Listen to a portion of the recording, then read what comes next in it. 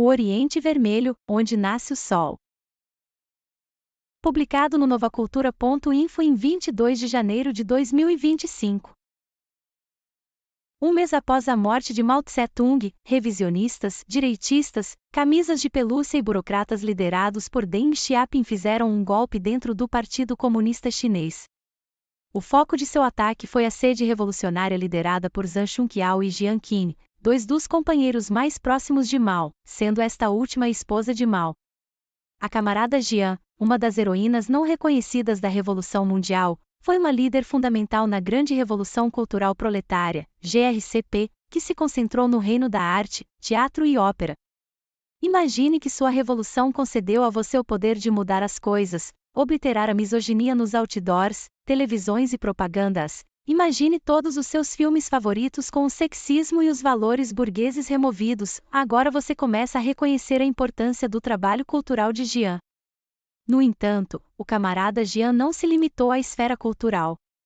Em seus dias liderando a GRCP, ela faria muitas intervenções importantes em apoio aos trabalhadores revolucionários e contra velhas ideias, como a teoria da linhagem, nascida vermelha, nascida branca, mantida entre alguns dos guardas vermelhos. Por sua lealdade ao presidente Mao e por seu compromisso em fazer a revolução, Jiang foi presa e julgada nos tribunais superiores. Os revisionistas queriam sangue e não parariam até que a revolução fosse esmagada. Jiang permaneceu desafiante, proclamou em voz alta diante do mundo que fazer a revolução não é crime. Quando ameaçada de execução, ela não temia a morte e estava preparada para morrer pela causa revolucionária do proletariado, afirmando: deixe o rei macaco dar-lhe mais cabeças para cortar. Enquanto os revisionistas ansiavam destruir e degradar o nome do presidente Mao, sabiam que tinham de levar a cabo esta grande inversão da revolução sob o seu nome, ou as massas não teriam perdido tempo para esmagar os revisionistas em memória do seu grande timoneiro. Jiang reiterou este ponto afirmando: vocês estão tentando me destruir porque sabem que nunca poderão destruir o presidente Mao, e diante das massas, quando os revisionistas exigiram que ela cedesse, sua resposta foi apenas: é mais glorioso ter minha cabeça cortada. Desafiadora e rebelde até o fim, Jiang incorporou os princípios de continuar a revolução sob a ditadura do proletariado. Ela já estava no espírito do que emergiria mais tarde com o próprio maoísmo, ou marxismo-leninismo-maoísmo, que vê a revolução cultural não apenas como universal, mas essencial para o sucesso do projeto comunista, bem como a luta armada. Vida longa camarada Jiang Qin. Camarada Jiang Qin, presente. A arquiteta da Guerra Popular no Peru. Muitos camaradas invocam o nome de Gonzalo, mas sabem muito pouco sobre Latorre. Augusta Latorre, ou camarada Nora, foi fundadora do movimento feminino popular e coautora, em 1975, da obra-prima Marxismo, Mariátegui e o Movimento de Mulheres, texto que, mais do que qualquer outro, estabelece as bases para um feminismo revolucionário e proletário. Nora seria a segunda no comando do Partido Comunista do Peru, PCP. O presidente Gonzalo, nos primeiros dias, foi apoiado e encorajado pela camarada Nora para lançar a Guerra Popular. Alguns afirmam que Nora manteve uma linha mais firme no desenvolvimento da luta armada do que Gonzalo fez no período que antecedeu a Guerra Popular. O primeiro ataque de guerrilha do PCP, em 1980, foi liderado pela camarada Nora. Após isso, ela conseguiu atravessar o país. A Guerra do Povo Peruano, liderada pelo Partido Comunista do Peru, foi diferente de qualquer outra revolução, em grande parte por causa de Nora. O PCP reivindicou a grande participação de mulheres desde o seu início. A queima das urnas que assinalou o início da Guerra Popular Prolongada, em 1980, foi iniciada e realizada por uma equipe de mulheres, com a ajuda de apenas um homem. Diferentemente de outros partidos comunistas, o Comitê Central do PCP era composto, majoritariamente, por mulheres. Muitos dos importantes ramos do partido foram ocupados por mulheres, incluindo o Comando Metropolitano de Lima, em certo ponto dirigido por uma prisão feminina, que realizava assassinatos urbanos. A camarada Nora deu sua vida à revolução e ao povo. Mesmo tendo nascido em uma família rica e possuidora de terras. Nora, bem como seu irmão, sua mãe e seu pai, foram fiéis à causa do partido fundado por Gonzalo e Nora. A família Latorre sacrificaria tudo pela revolução. Nora morreu em novembro de 1988. Assim, o marxismo-leninismo-maoísmo foi fundamental para a revolução no Peru, e a camarada Nora é uma das nossas mártires heroínas mais amadas. Vida longa camarada Nora. Camarada Nora, presente. A soldada martirizada. Edith Lagos tinha 19 anos quando foi martirizada pelo Estado peruano em 2 de setembro de 1982.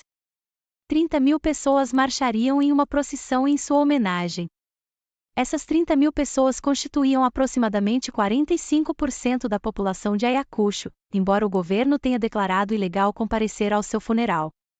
O que forçaria tal resultado? Para começar, a morte da camarada Edith mostra plenamente o quanto as massas de populares amavam o Partido Comunista do Peru. Edith foi protagonista de um dos primeiros grandes casos criminais ligados a membros do partido. Ela era conhecida e admirada por vencer as acusações graças a uma equipe de advogados que também eram defensores da revolução. A camarada Edith continuaria a liderar ações importantes, como o ataque à prisão de Ayacucho, em que a militante fez um buraco na parede e libertou todos os prisioneiros, incluindo seus camaradas capturados. No ataque, os guerrilheiros rebeldes liderados pela camarada Edith capturaram muitas armas. A captura de armas foi a espinha dorsal dos primeiros dias da Guerra Popular Prolongada, que foi iniciada por mulheres com dinamite e não por homens treinados militarmente com armas de alta tecnologia. Nesse processo, vemos o reverso do modelo burguês de guerra, que promove uma ideologia sexista e antipopular e que depende de assegurar as normas sociais atrasadas do imperialismo.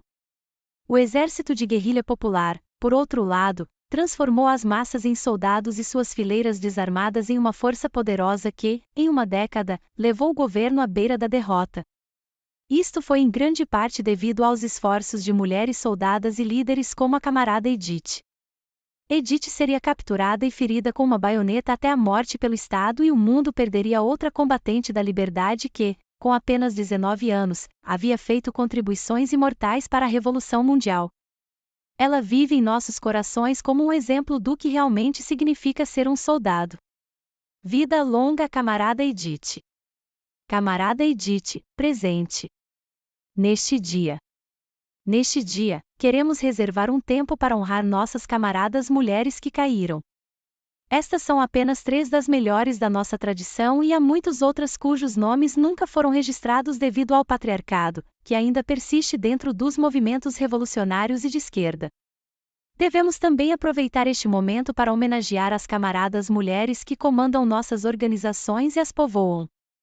Red Guards Austin, especialmente, possui uma dívida de respeito às mulheres trabalhadoras neste dia, como uma organização com uma minoria de homens. Entendemos a necessidade urgente da guerra das mulheres. Para todas as mulheres da classe trabalhadora e para todas as camaradas mulheres, nós as saudamos. Vida longa ao Dia Internacional das Mulheres Trabalhadoras. Saudações vermelhas. Red Guards Austin. Nota do Red Guards Austin sobre o Dia Internacional das Mulheres Trabalhadoras, 2017. Traduzido por F. Fernandes.